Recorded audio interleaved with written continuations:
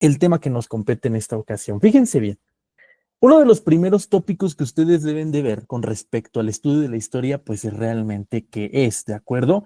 Recuerden que la historia va a ser ese sinónimo de indagación, de búsqueda.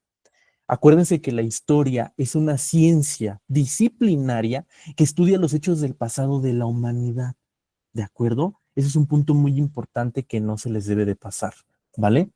Fíjense bien, dentro de todo el contexto histórico, uno de los temas más importantes fue lo relacionado a las demandas que existía en la Europa antigua con respecto a las nuevas redes de comercio que iban a existir en ese momento. Fíjense, de aquí viene la historia que ustedes se saben desde pequeñitos con respecto a la cuestión de Cristóbal Colón, las tres carabelas, los reyes católicos y demás. ¿Qué punto es importante que ustedes tengan en cuenta? ¿Cuál es la necesidad de crear una nueva ruta, de buscar una nueva ruta para que conectara Europa con las Indias? De entrada, esa necesidad comercial. ¿Con quién iban a comerciar? Con Asia, ¿de acuerdo? Ese lapso que ustedes ya conocen con respecto a la búsqueda de nuevas rutas y a la llegada de la India, derivó a que este señor que ustedes ven aquí, Cristóbal Colón, descubriera un nuevo territorio medio raro en medio del mar. Él había pensado que justamente había llegado a las Indias, de ahí el término de indios para el caso de los habitantes de Mesoamérica. Pero realmente él había llegado a una nueva superficie terrenal que no tenía nada que ver con lo que él pensaba. ¿De acuerdo? ¿A quién se le debe el nombre de América? Américo Vespucio, ustedes lo conocen sin mayor inconveniente. Ahora, fíjense bien, la necesidad comercial de adquirir una nueva ruta derivaba de esto. Esto es pregunta de examen, jóvenes. Adquirir seda y especias orientales. ¿De acuerdo? La necesidad de Europa, donde se establecieron las rutas que se iban a hacer dentro del comercio, ¿de acuerdo? Para que ustedes lo vayan viendo. ¿Qué decía Colón? Fíjense, de ahí donde dice Europa, ya saben que España está ubicado en la mera esquina. La intención de Colón era justamente darle la vuelta por el otro lado, porque él decía, si yo le doy la vuelta por el otro lado, voy a poder llegar a donde está la parte de China, la parte de la India. Pero con lo que no contaba era que en medio del mar iba a estar justamente el continente americano, ¿de acuerdo? Muy bien. Vámonos entonces ahora con este punto importante, el humanismo. Fíjense bien, el humanismo, como su nombre lo dice, es una sustitución de lo que se conoció como el teocentrismo. El teocentrismo, jóvenes, era que Dios giraba alrededor del mundo, alrededor del universo. Dios era lo más importante para la gente de esta época. Cuando empiezan a surgir las ideas del renacimiento, es decir, del movimiento cultural del despertar del ser humano, surge el humanismo. Y el humanismo puede ser considerado como la sustitución de Dios para que ahora sea el hombre quien esté en todas las cosas relacionadas con la razón humana. ¿De acuerdo? Ahora el ser humano empieza a razonar, a pensar, a decir por qué estoy aquí. ¿Vale? Y esa imagen seguramente ustedes la han visto donde está justamente la imagen divina con un ser humano casi tocándose los dedos. Esa imagen, vean, aquí se las traigo más amplia, es una clara representación del humanismo.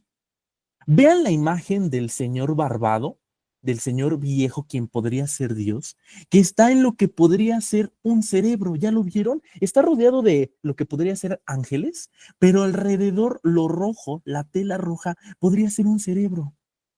Y ese cerebro, ¿qué nos está tratando de decir? Que Dios es creado por la mente del hombre y Dios puede incluso asemejarse al hombre.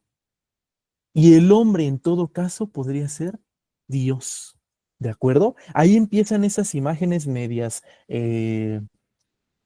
confusas para la gente de la época, porque para todo giraba alrededor de Dios. Y ahora el hombre es quien va a empezar a tener prácticamente el entorno, la razón. Y aquí está la imagen que decíamos, ¿de acuerdo? Pues este es un reflejo tal cual de lo que implica el renacimiento, ¿vale? Ahora, fíjense, aquí viene un punto importante, pregunta medular también dentro de los exámenes de admisión, que es, ¿cuáles fueron esos avances de la época? Uno de los avances más importantes sí pudo haber sido la brújula, las carabelas donde viajó Colón, las células en el aspecto de la ciencia, pero lo más importante fue la imprenta que se crea en 1450. ¿Por qué? Dirán ustedes. ¿De qué me sirve? Es más que era la imprenta. ¿Quién sabe qué es? La imprenta es como lo que actualmente serían las famosas imprentas de lonas. Seguramente han visitado alguna donde todavía siguen haciendo la serigrafía de las tazas, los vasos, los recuerditos. Bueno, esas imprentas surgen en 1450 en Europa, pero no serigrafiaban tazas, no era como que el europeo del siglo XVI le iba a regalar una taza a su mamá, no, en ese tiempo no pensaban en eso. La imprenta para ese entonces tenía una sola función: difundir las ideas del humanismo. Por eso yo les decía que justo el humanismo, como lo explicábamos con el compañero, pertenece a la cajita que tiene el nombre del Renacimiento, y gracias a la imprenta, todas las ideas del humanismo fueron difundidas, ¿de acuerdo? ¿Cómo se difundían? En libros, tal cual, se hacían libros donde decía justamente algunos autores, ahorita vamos a ver a los autores, que el humanismo era lo más importante para el desarrollo del ser humano porque implicaba el pensamiento y bla, bla, bla, bla. ¿De acuerdo? Muy bien, fíjense bien. Vamos a ver ahora este tema de las expediciones para que tengan un poco más claro qué fue lo que pasó. Ustedes en la primaria seguramente alguno de ustedes interpretó a Cristóbal Colón o se vistió de barquito el 12 de octubre, ¿no? Si no lo hicieron, pues hay que buscar revivir ese tipo de tradiciones tan culturales en las primarias. ¿Por qué les digo esto? Uno de los acontecimientos más importantes sin duda va a ser el descubrimiento de América. La intención de descubrir nuevas rutas, ya lo habíamos visto, era por el comercio, buscar la famosa ruta de la seda, buscar especias, buscar comerciar con la India, porque había muchas cosas. Pero va la sorpresa que cuando España empieza a hacer expediciones, no solamente va a ser España quien va a intentar llegar a las nuevas tierras, van a competir otras dos potencias importantísimas en la época que sin duda se llevaron un buen territorio de lo que actualmente es América. Una de ellas va a ser Inglaterra y la otra va a ser Portugal. Inglaterra va a llegar a lo que actualmente sería Estados Unidos, España llegaría a México, parte de Centroamérica y parte de Sudamérica, y Portugal llegaría a Brasil.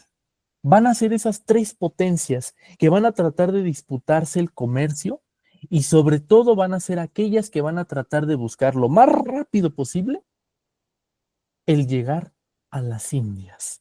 ¿De acuerdo? Ese es un punto importante. Una de las preguntas, por ejemplo, vitales siempre va a ser lo de la imprenta, y con respecto a las expediciones, lo que les preguntarían, y estoy seguro que siempre viene, es ¿qué llevó a las potencias europeas a hacer las expediciones? Ya lo vimos, al comercio. Es lo más importante. Fíjense bien. Otro de los puntos importantes que trajo consigo el Renacimiento fue la Ilustración. La Ilustración es un periodo histórico que surge. Seguimos en la cajita del Renacimiento, para que no se les olvide.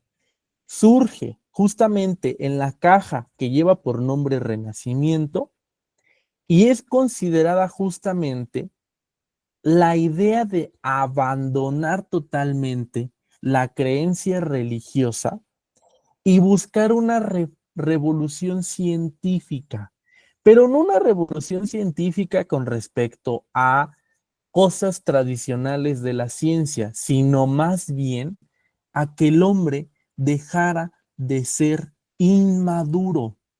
Y aquí tenemos dentro de la caja llamada Renacimiento, que ya sacamos nuestro papelito que dice Ilustración, a uno de los filósofos más importantes de esta época, que es Emmanuel Kant. Emmanuel Kant es el principal autor de la Ilustración por una simple razón.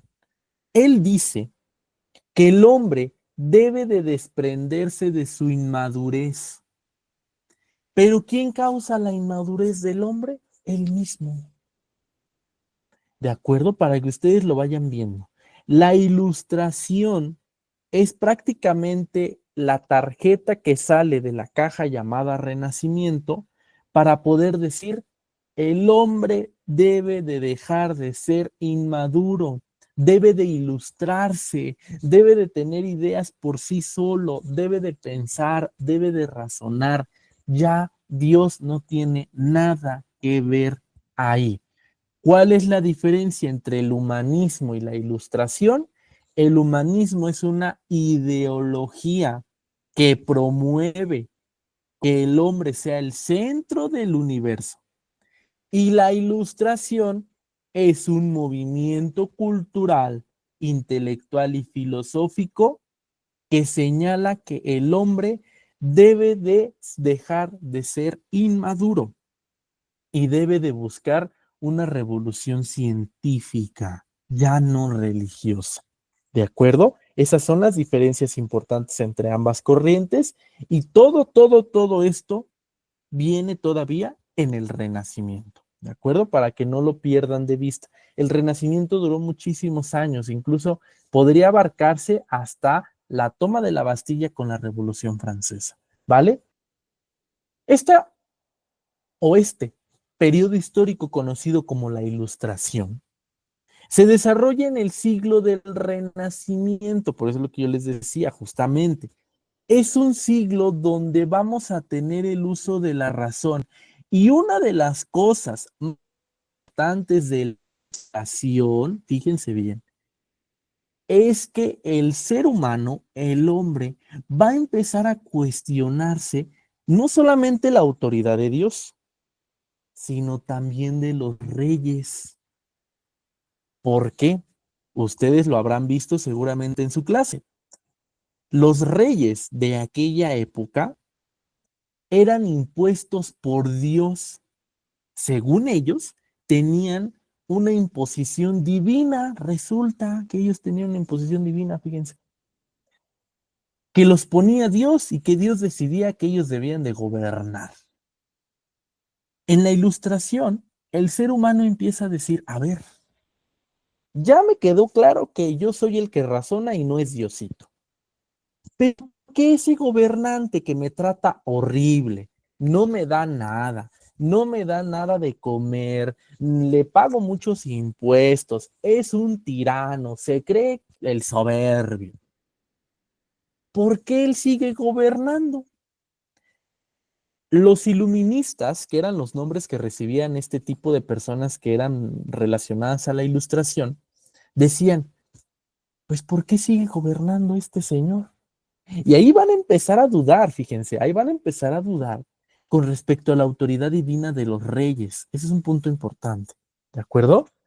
¿En qué creían las personas ilustradas? En el progreso individual, jóvenes. Solamente el hombre puede modificar su destino. Y ahí viene el dicho, ¿no? Pues que sea lo que Dios quiera. Si me va a ir bien en el examen, pues que sea lo que Dios quiera, ¿no? El dicho de la abuelita. Ay, que Dios te ayude, hijo. No te va a ayudar Dios. Diría una persona de la Ilustración, quien te va a ayudar es el hombre, eres tú, no es Dios. ¿De acuerdo? Para que ustedes lo vayan viendo también desde ese punto. ¿Cuáles son los conceptos más importantes de la Ilustración? Estos no se les debe de olvidar, por favor, así tatúenselo, grábenselo, enmárquenselo, no lo sé, ténganlo en su celular siempre hasta arriba. ¿Cuáles son los conceptos más importantes de la Ilustración? Razón, naturaleza y progreso. ¿De acuerdo? ¿Cuál es la idea general? Volvemos otra vez a la Ilustración. Hay que dejar las tinieblas, la ignorancia. ¿Quién producía todo eso? La iglesia. ¿Por qué creen que a la Edad Media se le conoce como la Edad Oscura? Porque según los ilustrados, todo ese periodo era de tinieblas. porque el ser humano no pensaba en nada. ¿De acuerdo? Vamos a ver entonces ahora el siguiente tópico. Fíjense bien. Bueno, ya vimos, como lo estamos discutiendo, que la cuestión de la ilustración, las ideas y el renacer y el foco y todo. Pero ustedes se preguntarán, bueno, ¿y de dónde aprendían todo eso esos chavos de aquel entonces? Todo eso lo aprendieron gracias a la enciclopedia. Y pregunta, ¿cómo creen que se difundió la enciclopedia? La enciclopedia era un libro. ¿Cómo creen que se difundió? ¿Gracias a qué?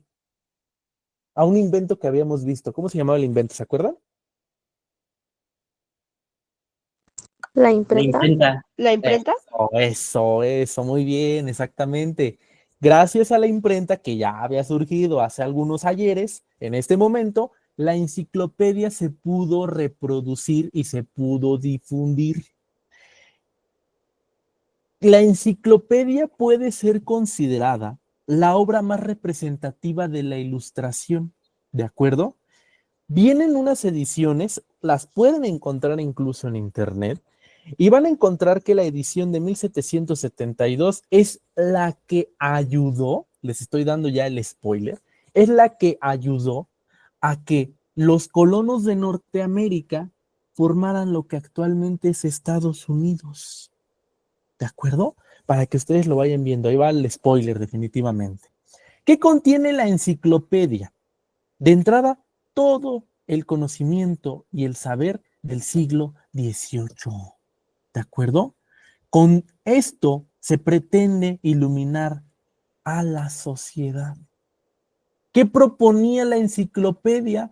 Promover la filosofía de que el hombre tiene tres derechos vitales: la libertad, la seguridad y lo más importante, ojo, no pierdan de vista la igualdad. Y ustedes dirán, y bueno, ¿para qué la igualdad, la libertad? Ah, pues resulta que durante el periodo histórico que ahorita vamos a ver, que se conoció como Revolución Francesa, surgió algo que se conoció como su lema de liberté, égalité y fraternité, que en español quiere decir libertad, equidad y fraternidad.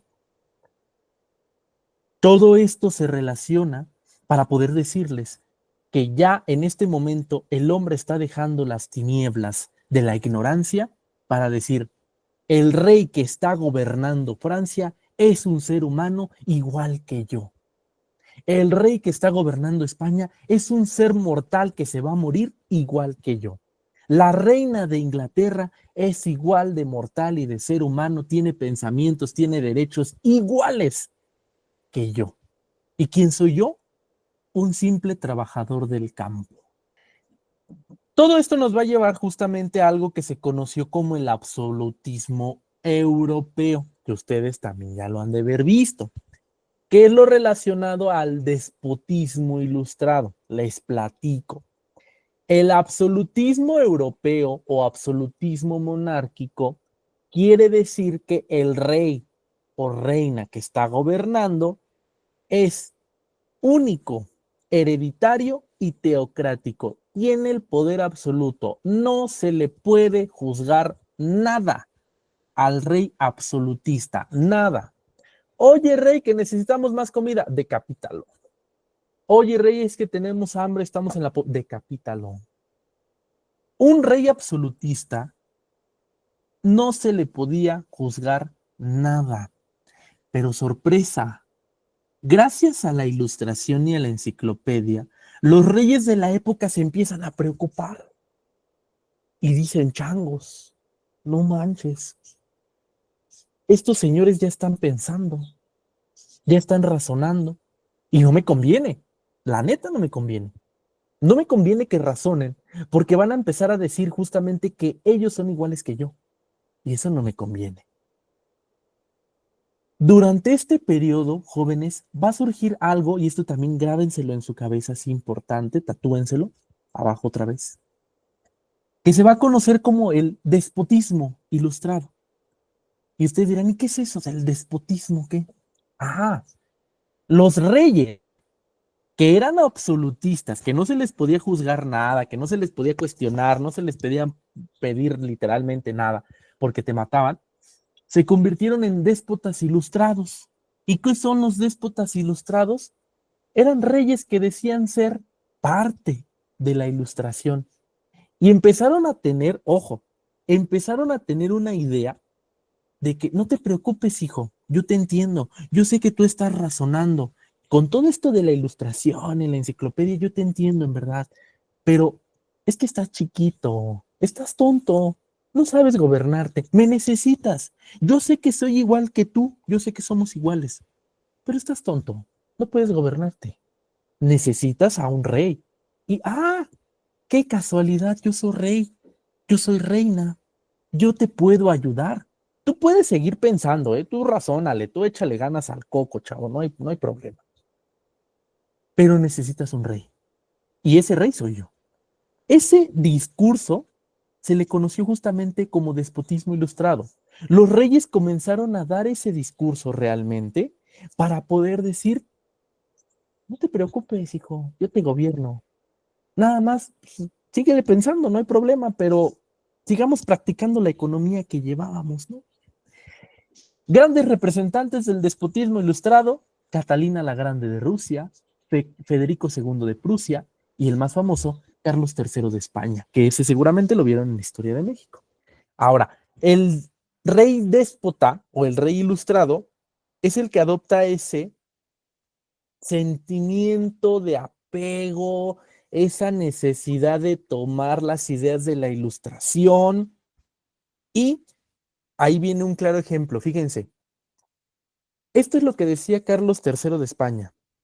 El pueblo es un niño, por tanto no puede opinar, pero yo, lo voy a educar. O sea, yo sé que está pensando, o sea, yo sé que el pueblo está echándole ganas, está medio ahí pensándole que la ilustración, que la razón, que el ser humano, la enciclopedia y que Diosito.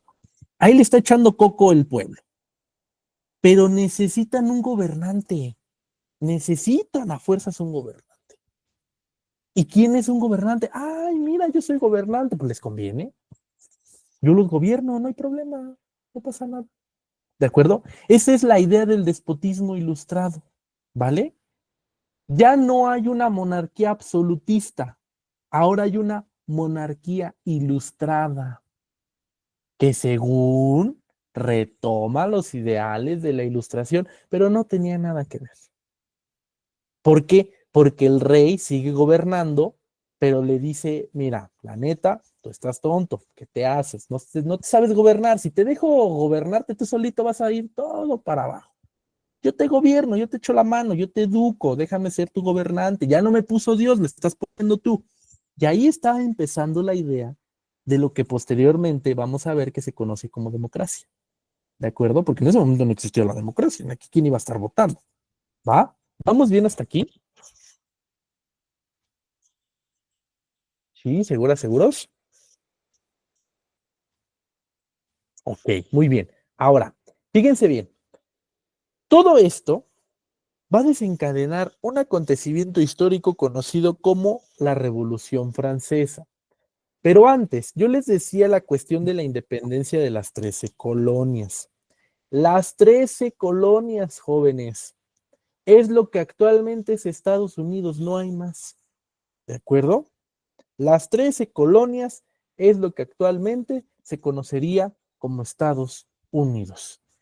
Y se acuerdan que yo les decía, cuando estábamos viendo lo de las expediciones, que iba a haber una potencia europea que se iba a disputar también territorios. Justamente iba a ser Inglaterra al mando de Isabel I. ¿De acuerdo? La famosa reina virgen. ¿Vale? ¿Cuál es la intención de fundar las 13 colonias? Se las presento. Miren, aquí están las 13 colonias.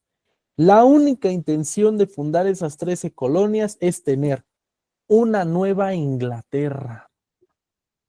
¿Y para qué tener una nueva Inglaterra? ¿Que la vieja ya no servía o qué? No. La necesidad de tener una nueva Inglaterra radica en, ojo, no dejar que España, que está en México, suba a la parte norte, porque no les conviene que España está tomando mucho territorio para ese momento, está tomando mucho oro, y dicen, caray, pues a ver, Inglaterra también me llama la atención, ¿no? Lógico. Esa es la única intención.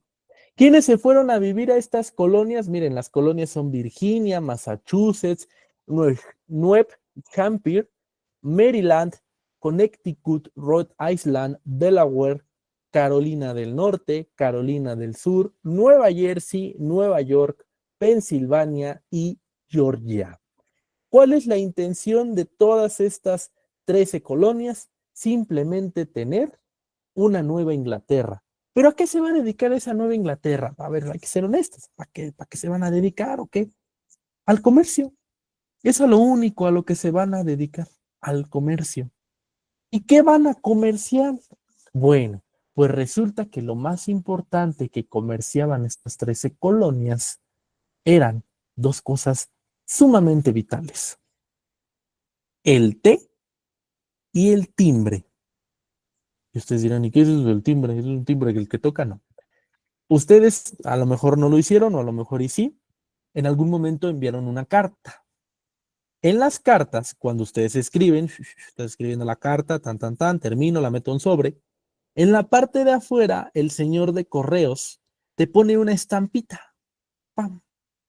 Esa estampita se conoce como timbre. Y el timbre era una producción que tenían las 13 colonias americanas. Bueno, en ese momento no eran americanas, simplemente 13 colonias, que mandaban a Inglaterra. Y otra de las producciones más importantes que tenían estas 13 colonias era el té. Y ustedes, ¿y eso del té qué es? Bueno, el té que ustedes conocen de hierbitas era lo que también producía justamente en las colonias de Nueva Inglaterra. ¿Cuál es la intención de señalarles esto de las 13 colonias? En verdad se los digo, las 13 colonias tuvieron la capacidad, la habilidad y la destreza de poder gobernarse por sí solas. No necesitaron ayuda nunca del imperio inglés, nunca. Las 13 colonias pudieron gobernarse por sí solas. A esto que los llevó a que buscaran su independencia. Fíjense bien, las 13 colonias, punto importante que los lleva a tener su independencia es la cuestión de los impuestos. Yo les decía que las 13 colonias lograron y tuvieron esa habilidad de poder justamente gobernarse por sí solos. No necesitaron nada, nada de la corona inglesa. ¿De acuerdo? ¿Qué pasa entonces? Uno de los corajes que llevó a las 13 colonias independizarse fue que la corona inglesa, es decir, Inglaterra, comenzó a imponerles impuestos. Y sobre todo, el impuesto que más les dolería sería el impuesto del té, que era el producto que se consumía más en las 13 colonias. Derivado de todo eso, también las ideas de la Ilustración de Europa, que se divulgó gracias a la enciclopedia, que la enciclopedia se divulgó gracias a la imprenta, también tuvo que ver con la idea de independizarse. Fíjense que la independencia de lo que actualmente es Estados Unidos es una independencia muy cortita, muy, muy cortita. Empieza la independencia aproximadamente en 1776 y termina en 1783. O sea, son muy, muy pocos años, aproximadamente unos 6, 8 años aproximadamente, ¿no? Entonces, para que ustedes vayan viendo cuál es la dimensión de la independencia, perdón, de las 13 colonias, ¿de acuerdo? ¿Quién es el líder de la independencia? George Washington, ¿vale? Ese seguramente lo han visto en los dólares, ahí anda ese señor. Ahí se los presento, ¿ven? ¿De acuerdo? Entonces, esta independencia de las 13 colonias termina gracias al Tratado de Versalles, donde el rey Jorge III le dice a George Washington, órale, está bien, les doy su independencia, ya no hay problema. Y entonces los colonos de las 13 colonias se ponen de acuerdo y deciden llamarse Estados Unidos. Y es lo que actualmente sería Estados Unidos, ¿va? Para que no lo pierdan de vista. Ahora, fíjense bien, Todo esto derivó a otro movimiento importante para la época, que es la Revolución Francesa. ¿De acuerdo? La Revolución Francesa prácticamente es el detonante, jóvenes, de la Ilustración. Porque resulta y resalta que existía algo en Francia que se conocía como la Asamblea Nacional. Lo que conocemos actualmente como una Cámara de Diputados o de Senadores, bueno, pues para Francia era conocida como la Asamblea Nacional. ¿Quiénes integraban la Asamblea Nacional? La integraban tres estados. El primer estado era la monarquía, el segundo el clero y el tercero las masas populares. Resulta, piensen que ahorita todos estamos en una Asamblea Nacional de Francia. Las tres primeras personas que aparecen en la llamada son pertenecientes a la monarquía, las siguientes tres son el clero y las últimas son las masas populares. Vamos a pensar que vamos a empezar a dialogar con respecto a la economía de Francia a la comida que existía en la época. Todos los que opinaban eran la misma monarquía, es decir, el primer estado, y el clero, que era el segundo estado. Eran los únicos que opinaban. Las masas populares aplicaban la de yo quiero participar, no, cállate. Yo quiero, no, cállate. Yo quiero, no, cállate. Es decir, el tercer estado que pertenecía a la Asamblea Nacional eran masas populares que no eran escuchadas. ¿De acuerdo? Para que ustedes lo vayan viendo. Sucede, resulta y resalta que en 1789 el tercer estado, es decir, las masas populares, se enojan y deciden tomar la Asamblea Nacional y empiezan a decir, esto no puede seguir así. ¿Por qué? Resulta que la Revolución Francesa se derivó del enojo que tenía el pueblo francés con sus reyes. ¿Y quiénes eran sus reyes? Eran Luis XIV y María Antonieta. Aquí vamos a hacer un examen de películas para ver si se acuerdan. Seguramente han visto Toy Story 1. Seguramente han visto cuando este Buzz Lightyear está en la casa de este niño malo y está tomando el té con María Antonieta y su hermanita, dos muñequitas. Y ustedes dirán, ¿y esto qué tiene que ver con historia y con mi examen? Bueno, para que ustedes se acuerden de María Antonieta fue decapitada, porque viene que la muñequita no tenga cabeza. María Antonieta era una monarca muy, o sea, triple, cuádruple, muy soberbia. Resulta, ahí viene el dicho, en su escrito de María Antonieta, que cuando le preguntaban, reina, el pueblo de Francia tiene hambre, denle comer pasteles. Díganme ustedes, ¿quién va a comer y quién va a tener dinero para comprar un pastel en Francia? Cuando la gente en verdad se comía sus propias heces fecales. De ahí viene el coraje y el enojo. Este punto de la Revolución Francesa es importante para que ustedes comprendan también la cuestión de, pues, ¿qué vamos a hacer? Ya se dio la revolución, ya dijimos lo de la Bastilla, ya vimos esto, ya el tercer estado tomó la Asamblea Nacional, ya todo. Pero ahora vamos a ver la disputa justamente entre dos poderes. El antiguo régimen, que iba a estar representado por el poder absolutista, donde iban a estar los monarcas y el clero, es decir, la iglesia, y el nuevo régimen, lo que se conocería como la república. La burguesía eran los comerciantes jóvenes, la gente de clase media que hoy conoceríamos, la gente que tiene el comercio, que maneja un poco de lana. No era gente que trabajaba en el campo, ¿eh? La burguesía no era eso. La burguesía era gente que sí tenía lana, pero que no podía aspirar a ser parte de la monarquía y el clero. Es decir, era una clase media, era una clase de medio. No podía ni aspirar a un cargo alto, pero tampoco era tan pobre, ¿de acuerdo?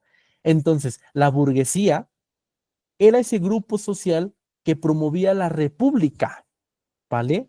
¿Y qué promovía la república? El lema que yo les decía que se acordaron hace ratito. Liberté, egalité, fraternité. Libertad, igualdad y fraternidad. ¿de acuerdo? La igualdad se puede basar también en la equidad, para que también lo pueden encontrar de las dos maneras, ¿vale? Y aquí viene también el lema de la ilustración, razón, igualdad y libertad. Ya vieron que es casi igual, es casi lo mismo.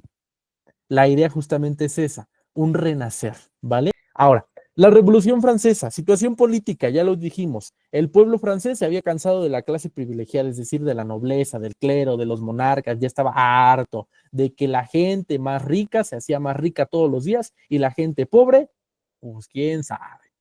Situación económica, Francia estaba en verdad horriblemente mal en cuestión de economía, tenía sequías constantes, no había nada para comer, no había nada en el campo, ¿de acuerdo? La Revolución Francesa y el pueblo francés se enteran de la independencia de las 13 colonias que fue en 1776 y dicen, oh, pues, ¿por qué no? Nosotros, ¿por qué no? También hay que echarle ganas, ¿no? ¿Para qué por qué no también nos independizamos, buscamos un nuevo sistema de gobierno? La Revolución Francesa, jóvenes, lo único que buscó justo es eso, un nuevo sistema de gobierno, ¿de acuerdo? Nada más, ¿vale? Para que no lo pierdan de vista. Ahora, la situación social, ya la dijimos, pobreza y hambre. ¿De acuerdo? ¿Qué busca la Revolución Francesa? Justicia social. ¿Y cómo se da la Revolución Francesa? Con la toma de la Bastilla el 14 de julio de 1789. ¿Vale? Para que no lo pierdan de vista. Y bueno, aquí viene el chiste gracioso de María Antonieta y la película de Toy Story 1 con la muñeca decapitada. Aquí vemos justamente una ilustración no es de época, es una ilustración posterior, donde vemos a los dos reyes, justamente, a Luis XVI y a María Antonieta, siendo decapitados, ¿de acuerdo? Este punto les va a poder entender a aquellos que todavía no les queda un poquito claro lo del humanismo. Piensen ustedes que viven ese acontecimiento histórico tan loco de ver a su rey decapitado. La gente de ese entonces incluso decía que cuando el rey fuera decapitado, lo que le iba a salir era sangre de color azul, porque resulta que los reyes tenían sangre divina, sangre azul, pero pues no era verdad. Cuando decapitan a María Antonieta y a Luis, resulta que sale sangre roja. Es decir, ah, caray, pues mi sangre es roja, la tuya, también la tuya, no, pues también. Ah, chis, entonces, ¿por qué le salió sangre? No, que era rey, no que era designado por Dios. Y ahí la gente ya se le metió completamente el chip, jóvenes, de que son todos los seres humanos iguales. No hay diferencias. ¿De acuerdo? Todos tienen los mismos derechos, todos tienen las mismas obligaciones. ¿Vale? Otra de las consecuencias que trajo consigo la Revolución Francesa y la independencia de las 13 colonias fue justamente la independencia de Hispanoamérica. Una de esas fue la independencia de México. Esto ya lo conocen de lleno, no es necesario que yo ahonde en ello, pero es para que ustedes vean que justamente existieron otras naciones en América que buscaron la independencia gracias a todo lo que pasó en Europa. ¿De acuerdo? Son los principales antecedentes, las principales causas que pueden ayudarnos a entender justamente todo este periodo histórico, ¿de acuerdo? Y un punto que quiero que no pierdan de vista ya en este momento es esto que acabo de marcar ahí que dice nacionalista. La gente va a empezar a decir, a ver, ¿por qué yo, México, tengo que seguir tributándole, que no se llamaba México en ese momento, Nueva España, ¿por qué yo, Nueva España, tengo que seguir tributándole a España dinero, plata, todo? ¿Por qué? Yo puedo ser independiente. Yo tengo un sentimiento de nación, así como cuando ustedes se pelean, ahora que fue el partido, ¿no? Es que yo soy cruzazuleño, yo soy americanista de corazón, yo soy toluqueño, pachuqueño y todo lo que termina en eño. Pues así tal cual los países decían, pues yo también tengo un sentimiento de nación, un sentimiento de propiedad. Este tema es muy bonito y muy interesante por una simple razón. La gente ya pensó, ya razonó, ya analizó, ya hizo, ya deshizo a su gusto, ya. Ahora resulta que la gente, entre tanto pensar, justamente se vuelve floja. Y ustedes dirán, no manches, ¿cómo se vuelve floja? Resulta que existió durante el siglo XVIII algo que se conoció como la Revolución Industrial. ¿Dónde inicia la Revolución Industrial en Inglaterra? ¿Y por qué les digo que se volvió floja? Pues la gente ya no quería tener una economía basada en la agricultura. Ahora necesitaba una economía de producción a través de las máquinas. Ya la gente ya hizo un cambio de trabajo, hizo un cambio mental, ya no cree en Diosito y sabe que él es igual que un rey. Y ahora resulta que dice que es necesario hacer un cambio laboral. Es decir, yo ya no voy a meter las manos en la chamba, ahora lo va a hacer una máquina. Yo ya no voy a hacer cocción natural, ahora lo va a hacer una máquina. Y de ahí viene justamente esta revolución industrial que se da en un periodo de 1750 a 1840, donde vemos que Europa ya no es un continente agrícola, es decir, ya no siembran su maíz, su trigo, su cebada, su uva, ya no siembran nada, eso ya no sirve. Ahora lo que hacen es industrializarse. Pero la industrialización o la famosa revolución industrial trae consigo diferentes cosas que ustedes también vieron con respecto a los excesos de horas de trabajo, niños obreros, explotación de la mujer y bajos salarios. Sin embargo, al, a la clase social que favoreció en su mayoría esta revolución industrial, adivinen, fue la burguesía. ¿Por qué? Porque ahora el burgués que había razonado en la ilustración, que decía que era igual que el rey, ahora se está haciendo a cargo de la economía. Fíjense nada más. Ahora resulta que es la economía quien dice que todo se mueve a través del sistema social burgués. ¿De acuerdo? Para que ustedes vayan viendo justamente esta cuestión.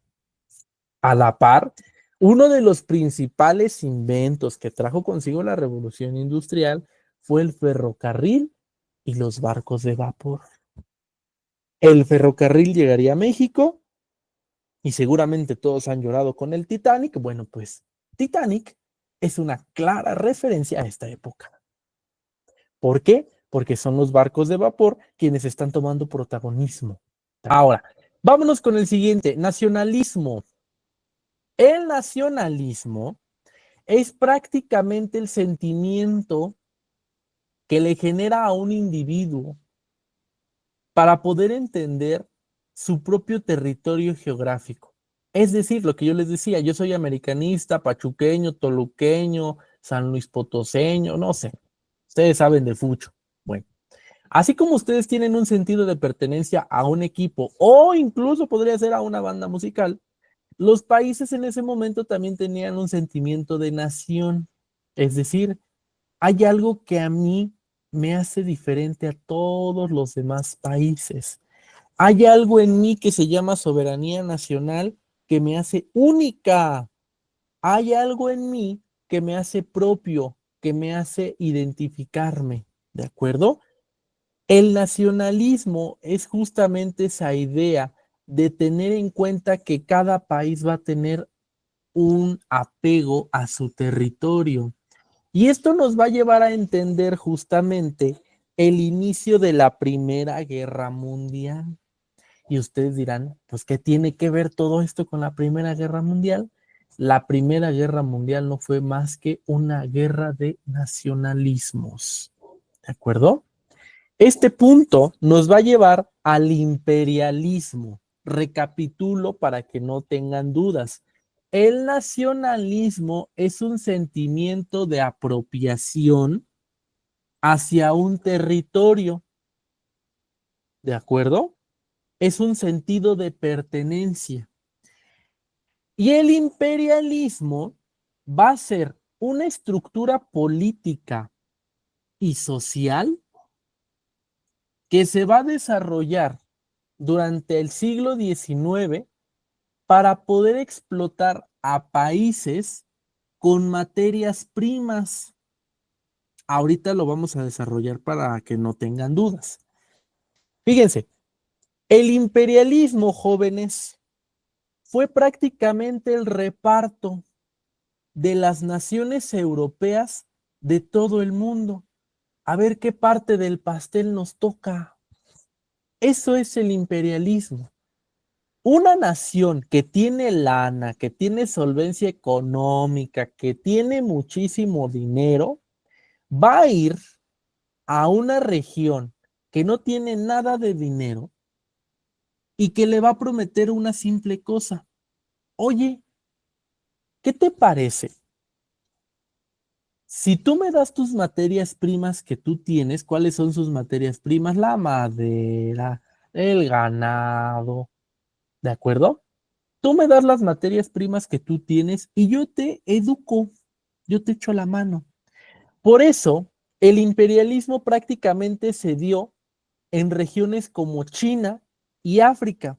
Si ustedes han volteado a ver el mapa de África, se darán cuenta que África tiene una división política muy recta. Vean el mapa de África.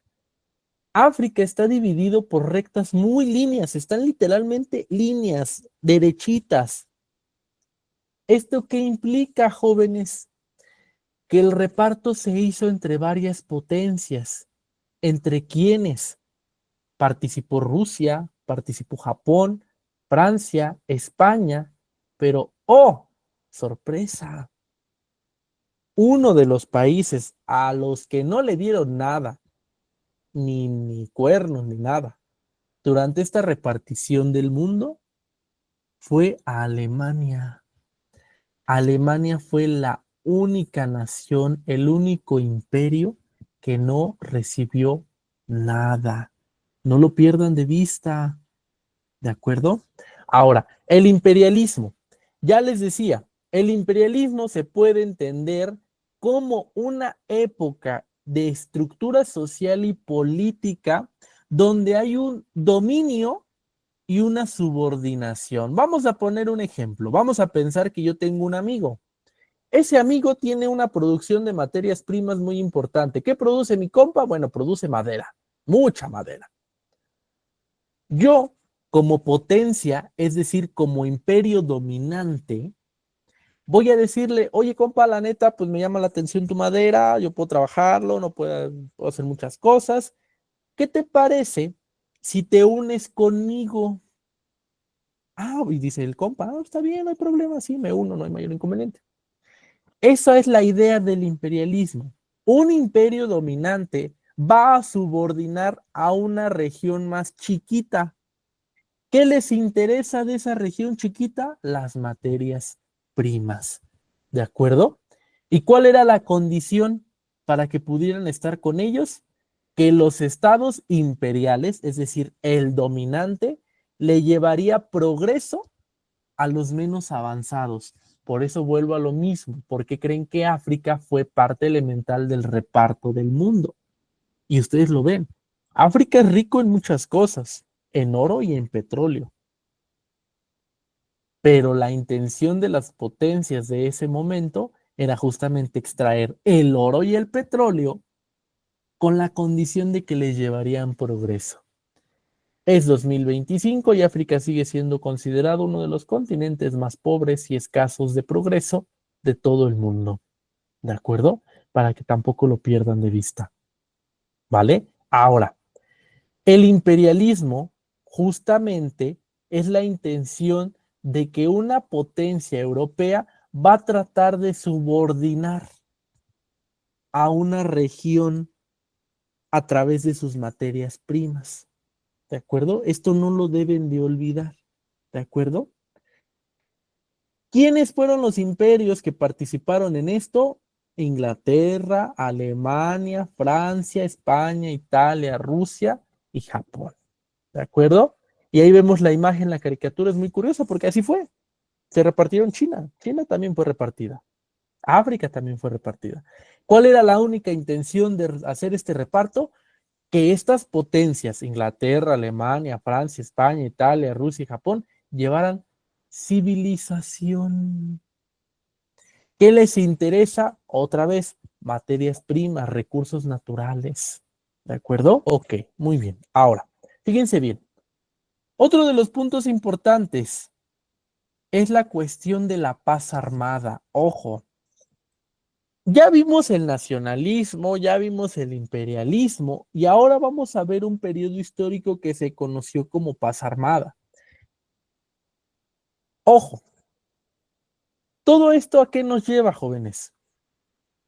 La paz armada es un periodo histórico que es el antecedente directo de la Primera Guerra Mundial. Pregunta de examen, suele ser pregunta de examen. ¿Cuál es el antecedente directo de la Primera Guerra Mundial? La paz armada. ¿Qué es la paz armada, jóvenes? Es un periodo histórico donde todas las naciones que acabo de señalar comenzaron a producir muchas armas y ustedes dirán, pues ¿para qué? Pues no más, por si las dudas. Era tanto el problema que había entre las potencias europeas con respecto al nacionalismo de yo soy japonés porque soy japonés. Yo soy italiano porque soy italiano. Ah, pues yo soy español porque soy español. Era tanto esa disputa que sabían que en cualquier momento se iba a detonar una guerra. Por eso surge la paz armada. ¿Para qué surge? Para que justamente haya una producción de armas constante con la única intención de, pues por si las dudas, no vaya a ser la de malas. ¿De acuerdo? Entonces, el reparto del mundo, el reparto del imperialismo de África y de Asia, llevó a algunas potencias a decir, a ver, ¿qué pasó? ¿Por qué Francia tiene 3 regiones y España tiene una? ¿Por qué Japón tiene 4 e Italia tiene 10? Ahí van a empezar también a disputarse ese problema. Pero ¿saben qué es lo curioso? Que una de las naciones que no le dieron nada ni a tole con dedo fue Alemania. Y Alemania va a ser el que va a derivar justamente a que surja esa primera guerra mundial. Y de aquí viene la primera guerra mundial. Fíjense bien, la gran guerra, la primera guerra mundial. La primera guerra mundial va de 1914 a 1918. ¿Cuál fue la principal causa? El imperialismo. ¿Por qué Italia tiene 10 regiones y Japón nada más tiene 4? Pues, ¿qué onda? Pues, ¿qué estamos jugando? Era parejo, ¿no? ¿Por qué España tiene una y Alemania no tiene nada? ¿Qué pasó ahí? Esa es la principal razón de la Primera Guerra Mundial. Pero el detonante que lleva a que estalle la Primera Guerra Mundial es el asesinato del archiduque Francisco Fernando de Austria-Hungría. Y ustedes dirán, ¿y quién era ese señor? Pues quién sabe, ni lo conocían en su casa. Pero fue el detonante, ¿por qué? Los países ya esperaban, en verdad, jóvenes, ya esperaban nada, era una cosita de nada, ya esperaban nada para poder decir, ah, ya inició la guerra, no manches, mataron al archiduque. ¿Y quién eres? ¿Quién sabe? Pero ya lo mataron, ¿no? O sea, ¿cómo van a matar al archiduque? En verdad, así se los digo. Era tanta la tensión, por eso la paz armada, por eso la creación de armas constantes sin necesidad de entrar en un conflicto, porque sabían que en cualquier momento eso iba a estallar. Con el asesinato del archiduque Francisco Fernando, es como de, mataron al archiduque, no manches. ¿Quién era? Pues quién sabe, pero lo mataron. Hay que iniciar una guerra. ¿Por qué? Pues no más, por gusto, para pelearnos, ¿no? Y sí, en verdad, la Primera Guerra Mundial fue eso, una pelea absurda para ver quién tenía razón en qué cosas. Pero ¿cuál es la intención de esta Primera Guerra Mundial y cuál puede ser una pregunta de examen que no deben de olvidar? ¿Cuál es la principal característica de la Primera Guerra Mundial? La guerra de trincheras. La guerra de trincheras, jóvenes, así como lo ven en la imagen, era que los soldados de un bando comenzaban a cavar en la tierra para hacer una trinchera, para hacer un hoyo. ¿Y cuál era la intención de ese hoyo? Ir avanzando, ir cavando para tratar de atacar al enemigo. Y la guerra de trincheras justamente nos lleva a entender todo ese avance que tuvo el modelo de guerra durante este periodo histórico. Cómo se peleaban, cómo se agarraban a trancazos estos chavos, ¿no? Lo interesante aquí es, por ejemplo, que deben de imaginar que la guerra de trincheras era justamente un lugar donde la gente se moría, donde no comían, donde había ratas, guácala. La guerra de trincheras es la principal característica de esta Primera Guerra Mundial, ¿de acuerdo? ¿Cuáles eran las dos alianzas Pregunta de examen también, grábenselo, márquenselo, tatúenselo. Triple alianza y triple entente. La triple alianza estaba conformada por Alemania, Austria-Hungría e Italia. Y la triple entente estaba formada por Reino Unido, es decir, Inglaterra, Francia y el Imperio Ruso. Y en 1917 se va a unir al juego de la Primera Guerra Mundial Estados Unidos. Pero ahorita vamos a ver por qué. Aquí están los dos bandos, esto también ya lo vieron seguramente en la asignatura. Ahora, la Primera Guerra Mundial comienza a decaer por una simple razón. Rusia se sale de la Primera Guerra Mundial. ¿Por qué? Porque resulta que en 1917 comienza su revolución. Si ustedes seguramente son fan de Disney, recordarán que hay una película que se llama Anastasia. Anastasia, la película de Disney, es una clara representación de la Revolución Rusa. ¿Por qué? Resulta que en Rusia existía un señor que se llamaba Zar Nicolás II, los Romanov, para que se acuerden. Este zar y sus hijos e hijas gobernaban como lo hacía Francia en su momento. Es que Rusia tiene hambre, pues ni modo, pues, ¿qué podemos hacer? No se puede hacer nada, man. Fue tanto el coraje que justamente logran derrocar a los Romanov en 1917 y empieza la Revolución Rusa. Pero la idea de la Revolución Rusa, jóvenes, es muy interesante, porque en lugar de crear lo que actualmente conocemos como Rusia, se creó una unión de repúblicas que se conoció como la URSS, la Unión de Repúblicas Socialistas Soviéticas. Es decir, la Revolución Rusa de 1917 promovió un mando político socialista. Esta Primera Guerra Mundial, justamente, se da con el asesinato del archiduque Francisco Fernando, ya lo dijimos. Lo curioso también aquí es la cuestión de la movilización que tuvieron algunos países. Bélgica, por ejemplo, aquí vemos la imagen de las bolitas. Bélgica se había considerado país neutral. Desafortunadamente, Bélgica estaba en medio de Alemania y de Rusia. Bélgica tuvo que intervenir al final de cuentas para poder contrarrestar la disputa que tenían estos países. ¿Cuál es lo más interesante de la Primera Guerra Mundial? La salida de Rusia, la guerra de trincheras, pero sobre todo la llegada de Estados Unidos a la guerra. ¿Y por qué les digo esto? El que Estados Unidos, el que Estados Unidos haya ingresado a la Primera Guerra Mundial prácticamente llevó a que Alemania tuviera su fracaso. Se preguntarán, pues, ¿qué hizo? Estados Unidos era una potencia para ese momento hecha y derecha. Incluso, con eso se los digo, ¿cuál era el miedo de Estados Unidos? El miedo era que Alemania llegara a México y le cerrara totalmente el paso del comercio a Estados Unidos. Y ustedes dirán, ¿y pues por qué a México? ¿Por qué a México lo agarran de su changuito? Existió y lo pueden revisar. Está tan interesante ese tema.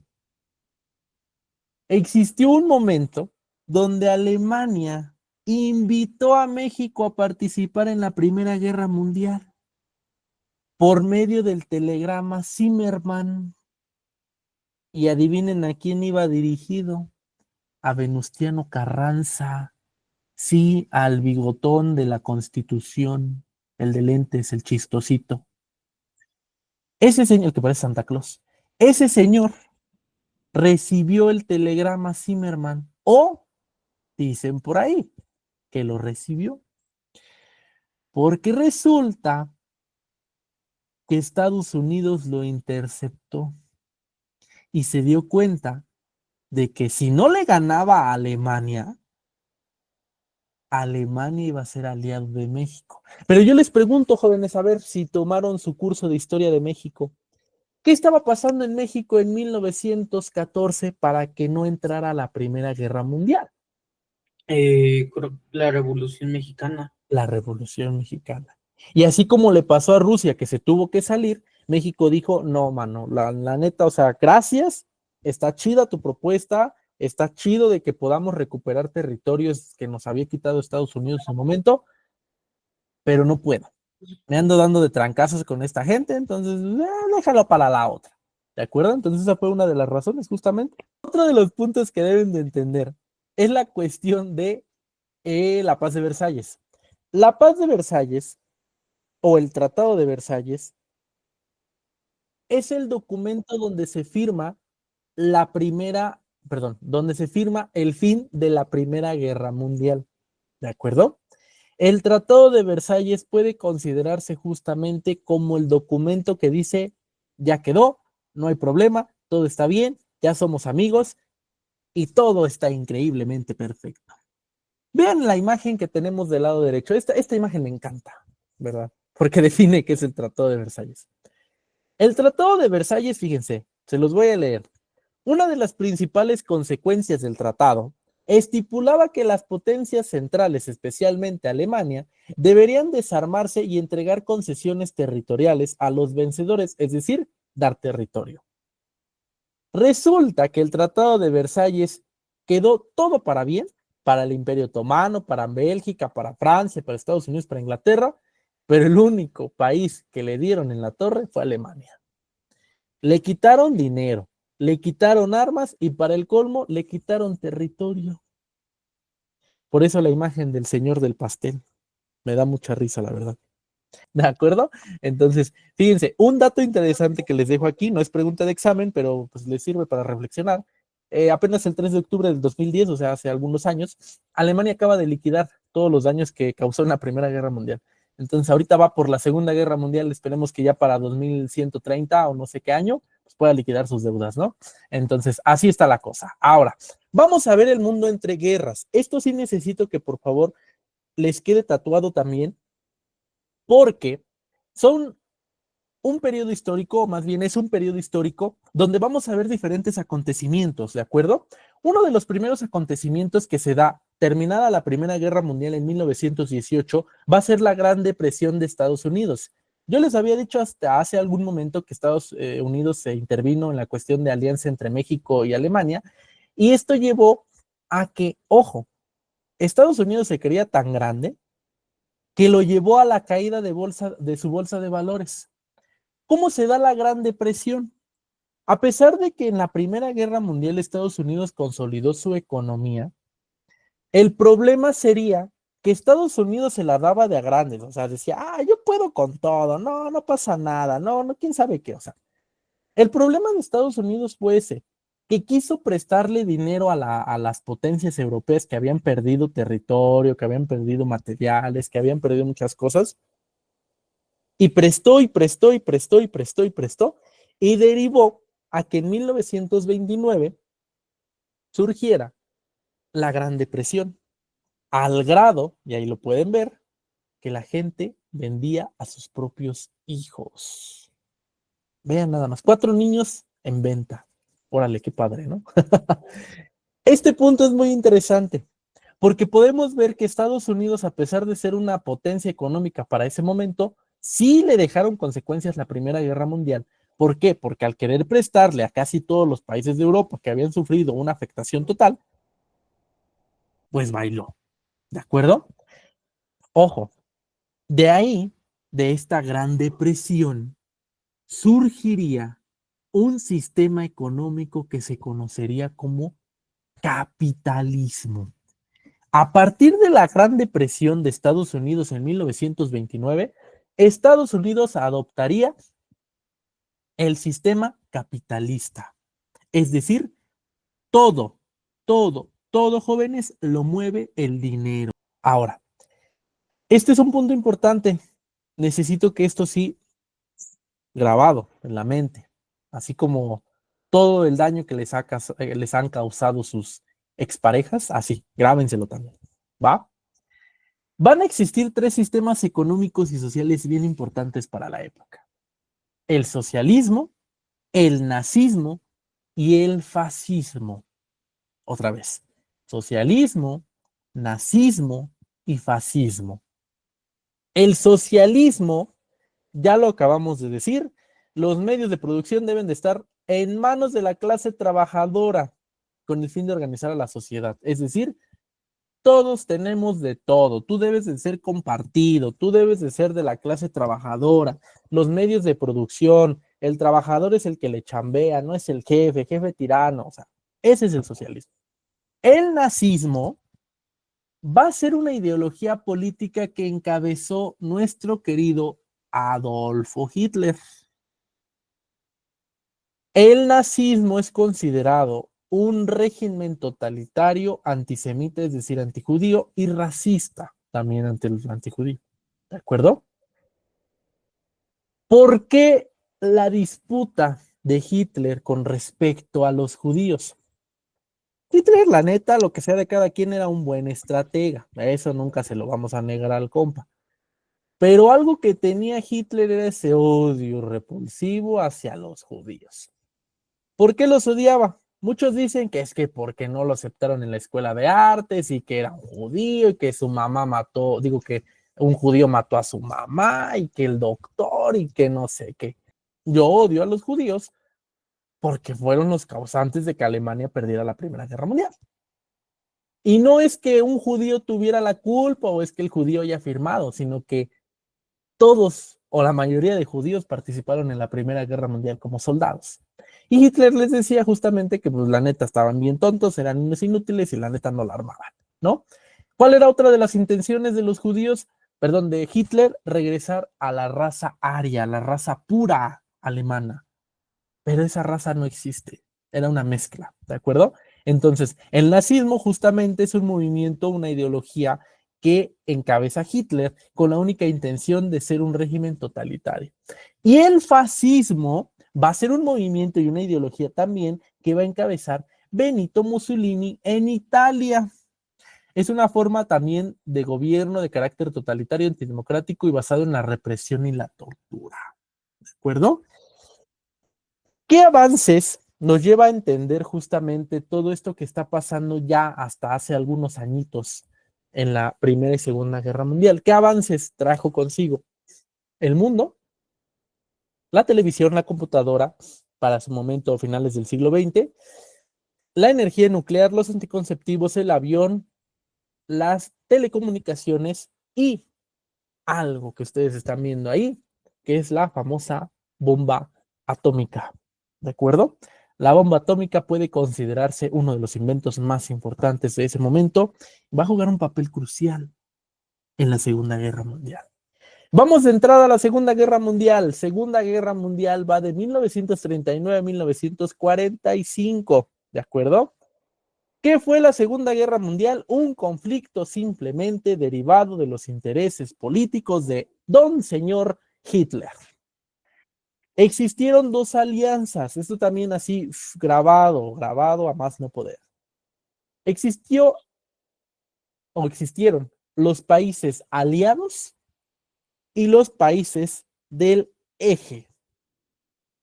Los países aliados iban a estar conformados por Estados Unidos al mando del presidente Roosevelt, Francia al mando del presidente François o Francisco, lo que actualmente sería François de Gaulle,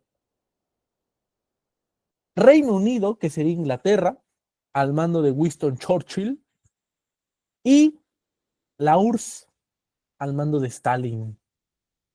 Esos van a ser los países aliados, ¿de acuerdo? Las potencias del eje van a estar conformadas por Benito Mussolini en Italia, Adolfo Hitler en Alemania y el emperador Hirohito en Japón. ¿De acuerdo? Esos van a ser las potencias que van a estar justamente disputándose en la Segunda Guerra Mundial. Aquí están los bandos.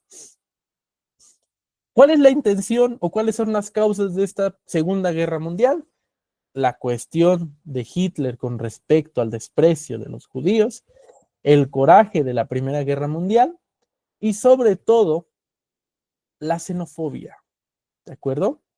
La salida de una crisis de pobreza y también los regímenes totalitarios.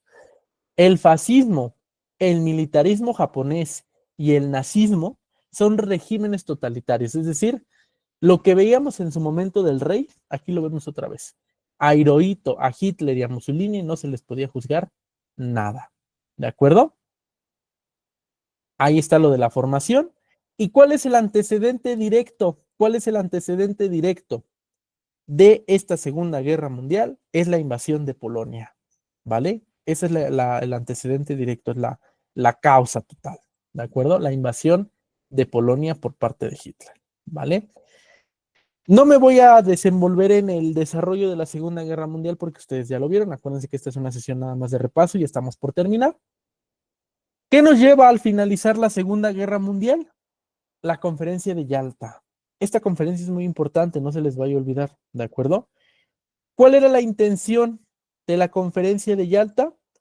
Simplemente ver cuál iba a ser la estrategia que iban a tomar estos tres personajes que están aquí, Churchill, Roosevelt y Stalin, con respecto a Hitler. ¿De acuerdo? En la conferencia de Yalta. ¿Cómo termina la Segunda Guerra Mundial, jóvenes? Con el ataque atómico de las bombas en Hiroshima y Nagasaki en el Imperio japonés. ¿De acuerdo? Consecuencias importantes de la Segunda Guerra Mundial. La más importante es la creación de la Organización de las Naciones Unidas, que actualmente se conoce como la ONU. Y, ojo, la creación de dos bloques económicos, el capitalista y el socialista. El capitalista iba a estar representado por Estados Unidos y el socialista por la URSS.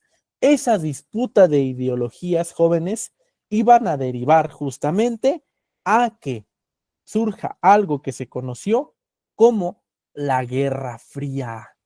Una disputa entre Estados Unidos y Rusia, la URSS, donde nunca se atacaron con armas. Todo fue por medio de indirectas. ¿Quién va a ser el primer país en crear la bomba atómica? ¿Quién va a ser el primer país en llegar a la luna? ¿Quién va a ser el primer país en desarrollar un sistema económico estable? ¿Quién va a ser el primer país de todo? Esa va a ser la disputa en la Guerra Fría. ¿De acuerdo? La Guerra Fría justamente derivó a esta influencia entre el capitalismo y el socialismo. Aquí vemos dos cosas muy importantes. Cuando el capitalismo al mando de Estados Unidos sacaba la doctrina Truman, que decía que Estados Unidos debía de defender la paz y la libertad en las democracias, la URSS sacaba la Conmiform, que era exactamente lo mismo, pero del lado comunista. Cuando Estados Unidos sacó el plan Marshall, el plan de apoyo económico a los países europeos no socialistas, Rusia sacó la Comecon, que era ayudar a financiar a los países comunistas. Cuando Estados Unidos sacó la OTAN, la Organización del Tratado del Atlántico Norte, donde era una alianza militar, donde todos los países que no son socialistas y que son capitalistas se unen en caso de guerra, Rusia sacó el Pacto de Varsovia. Esa es la dinámica, ¿de acuerdo? Para que ustedes lo vayan viendo. Ahora, ya con esto estamos terminando. Ya con esto estamos terminando para poder pasar a las preguntas de la guía. Las características más importantes de cada bloque aquí las tienen. Liderado por Estados Unidos en el bando capitalista y en el comunista va a estar liderado por la URSS, ¿de acuerdo? El capitalismo va a promover una democracia y el comunismo va a promover, un sistema político totalitario. Es decir, que es el Estado quien controla la economía. Y en el caso del capitalismo es una propiedad privada. Yo tengo lana porque yo me la gané, nadie me la dio, ¿de acuerdo?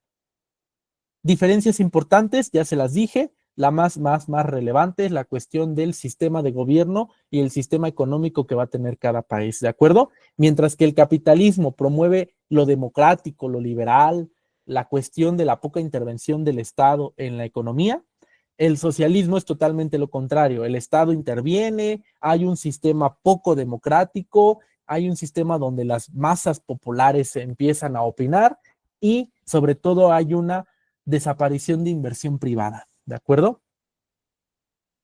La globalización, jóvenes, la globalización es un fenómeno histórico también considerado dentro de esta década reciente que consiste en sobrepasar las fronteras del comercio, la interconexión, ¿de acuerdo? ¿Cómo se da esta interconexión? La globalización va a ser un fenómeno total y completamente importante, donde vamos a tener que, si ustedes empiezan a revisar en sus casas los productos que no son mexicanos, van a encontrar seguramente productos, por ejemplo, en el caso de los celulares, como LG, Nokia, ZTE, todo eso es gracias a la globalización. ¿De acuerdo? Es un fenómeno continuo de interconexión desde el aspecto económico, político, social y tecnológico. Es decir, yo tengo en mis manos un producto que viene de China y allá en China seguramente tienen un producto que viene de México. Eso es la globalización, ¿de acuerdo? Y el neoliberalismo es una teoría política y económica que retoma la doctrina del liberalismo, es decir,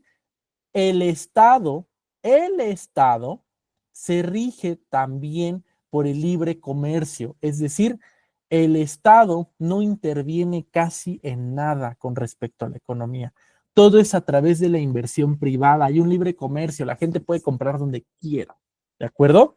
Y también el neoliberalismo propone una democracia, ¿vale? Este es el último tema con el que vamos a cerrar el temario de historia universal. El conflicto del Golfo Pérsico, ¿de acuerdo? El conflicto del Golfo Pérsico puede entenderse también como la Operación Tormenta del Desierto. ¿Qué fue este conflicto? Simplemente una disputa entre una coalición de países liderados justamente por Irak y la disputa que tuvo con Estados Unidos. ¿Todo esto a qué se derivó? No existe otra cosa que el control total del petróleo. Fue gracias a la necesidad de Estados Unidos de obtener otro nuevo insumo o otro nuevo lugar donde se pudiera extraer el petróleo que lo llevó justamente a ese conflicto del Golfo Pérsico. ¿De acuerdo? Les leo esa parte. El 15 de enero de 1990, la coalición de fuerzas internacionales comenzó con los ataques. Se buscaba retirar las tropas iraquíes de Kuwait. El 27 de febrero de 1991, Saddam Hussein sería retirado, dando por terminado el conflicto. ¿Qué es el conflicto del Golfo Pérsico? Una disputa entre Estados Unidos e Irak por el petróleo. Nada más. Es lo único. ¿De acuerdo? El control total del petróleo. ¿Vale? Eso llevó a que justamente Estados Unidos pensara que el atentado de las Torres Gemelas de 2001 los llevara justamente a hacer esa disputa, ese atentado, esa cuestión de, ¿cómo se llama? El terrorismo, ¿de acuerdo? De ahí viene toda esa cuestión, ¿vale? Entonces, eso prácticamente sería el temario de historia universal